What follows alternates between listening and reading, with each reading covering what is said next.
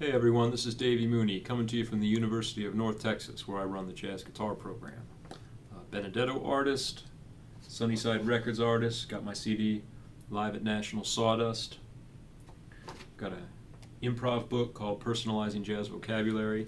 And as always, thanks to Jazz Guitar Today for collaborating with me on these videos to get them out to the world. I want to talk today about the Chick Corea tune Windows. Fitting, we lost Chick, I guess has it been a month, very recently. One of the great jazz pianists, jazz composers, and really just jazz figures of the last 50 years. I got to meet him one time. I saw him at the Blue Note. I think it was his 70th birthday celebration, the Blue Note in New York. And he was playing trio with Brian Blade and Gary Peacock.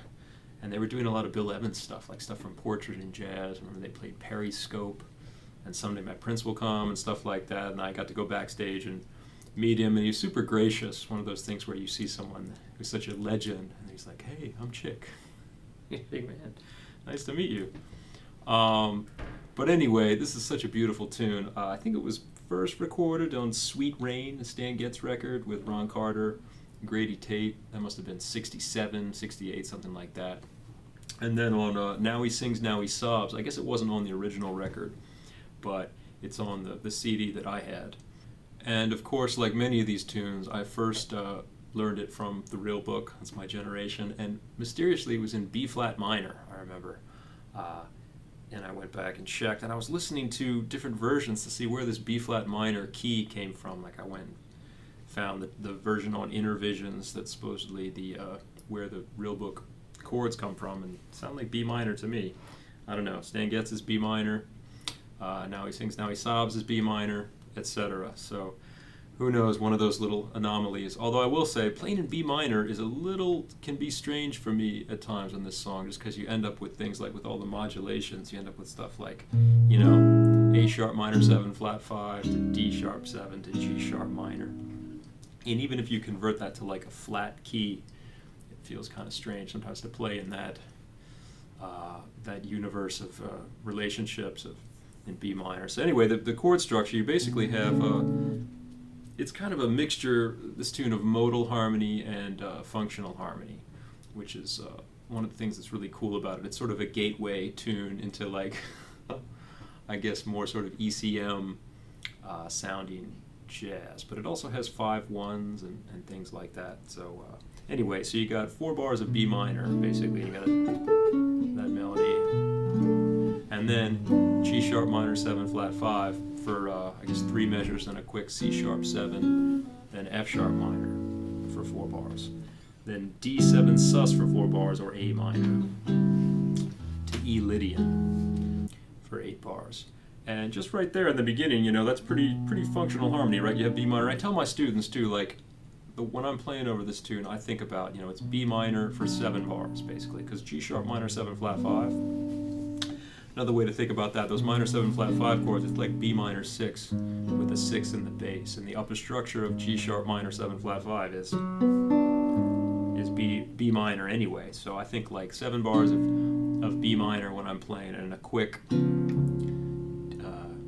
C sharp 7 or D flat 7 to F sharp minor. And then you have, you can kind of rock out on F sharp minor for 4 bars, make it kind of Dorian, I guess, or I guess if you want to get fancy, you could make it sort of melodic minor.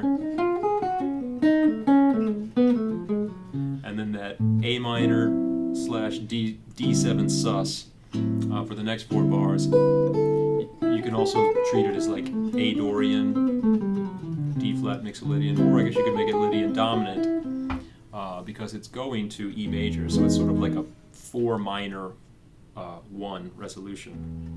Think about A minor as being the 4 minor of E. Hank Mackey used to call that subdominant minor, since the 4 is the subdominant. I always thought about it too as like a Beatles resolution, because you kind of have the 4 major, 4 minor to 1. And you could also think of F sharp minor as like an A major, right? With F sharp in the bass. I mean, the upper structure again is an A major triad, and then so it could be like A major to A minor to E, and then it's E Lydian. So the melody there, you have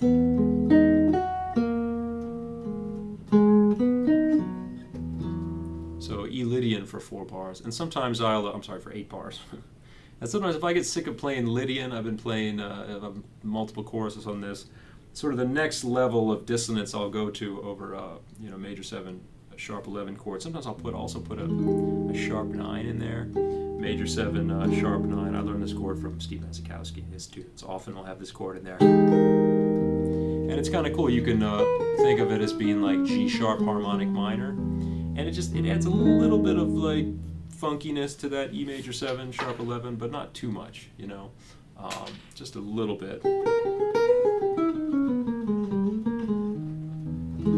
And then you have the next part of this tune, you have this A flat 7 to A7 thing sequence, which is interesting because it's kind of, on the one hand, it's kind of bluesy, and it sort of reminds me of the Wes Montgomery version of Bésame Mucho, where he goes. So on the one hand, you could kind of think of it as like A flat bluesy, and kind of just ignore the A7 in a certain sense, or you could think like A flat 7, to 1 5 1. Maybe think of the A7 as being like coming from E melodic minor. That's one way to do it.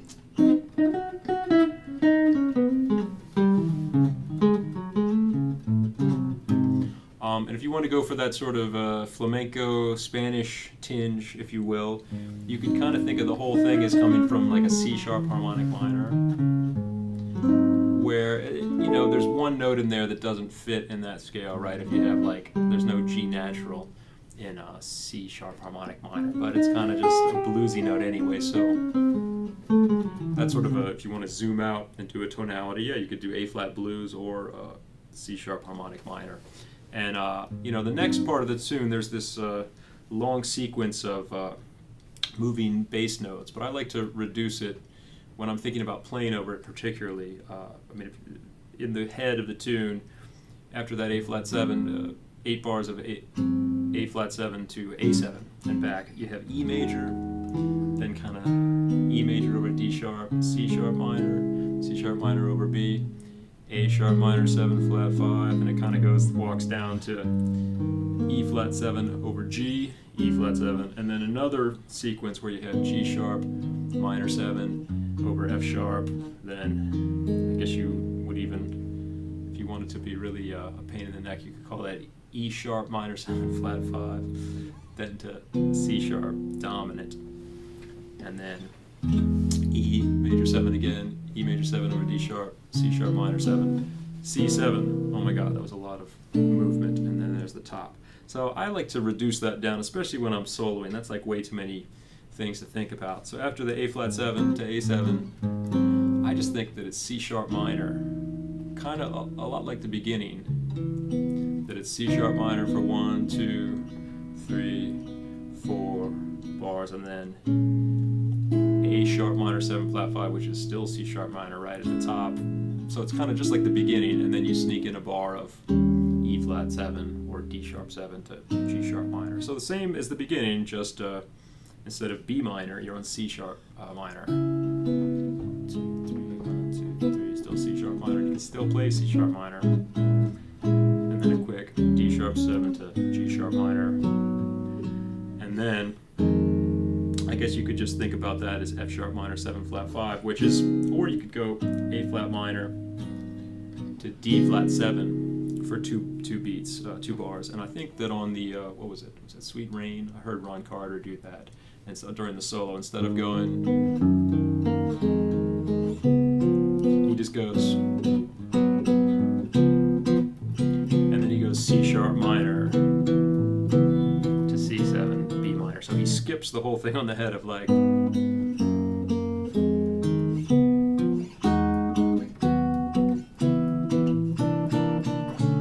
I think that's very helpful. I don't know if they had that in their solo changes or whatever, but yeah, if I tried to think about all those moving bass notes on that harmony, especially when it's just diatonic in the scale, it would just confuse me. So one more time, like after the A flat 7 to A7, what I play is C sharp minor for like 4 bars, G sharp minor 7 flat 5 for 3 bars, E flat 7 or D sharp 7, A flat minor, F sharp minor 7 flat 5, and then I guess I do sort of think about E over D sharp, C sharp minor, D flat 7, although really for playing purposes, right there I could just think C sharp minor as well. C7, B minor. And so one other thing that's kind of cool, I like how at the end of this song they go to like the major key, has like a little coda, and just kind of go B major to C sharp minor, or maybe it's all over B, I don't remember, but B major is such a great key. I don't know, it's so bright, right? I think about Central Park West, Coltrane, and Giant Steps is in B, of course, but something about the key of B. And I have this tune of mine called that I did on my first Sunnyside album called Perrier Street, and I wanted it to be in B because I wanted it to be really bright. Anyway, so I'm going to play a few choruses on this tune and explore some of these ideas. I hope you enjoy it.